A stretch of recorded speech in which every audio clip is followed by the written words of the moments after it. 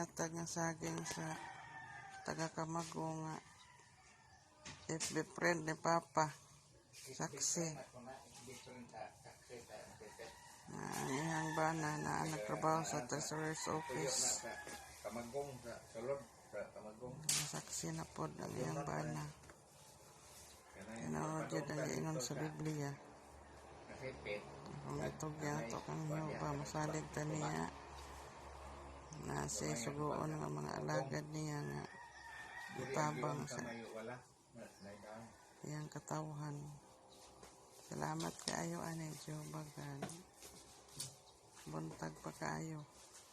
Lasais pa. Sayo kaayo ni nga nag-ayo-ayo dres sa gawas. Maray ang tuyo naghatod aning saginga.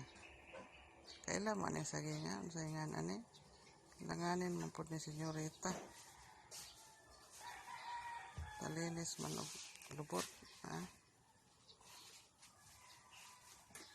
Ang saginga.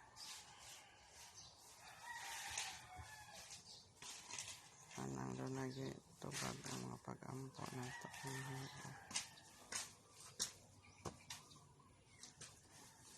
yun ha.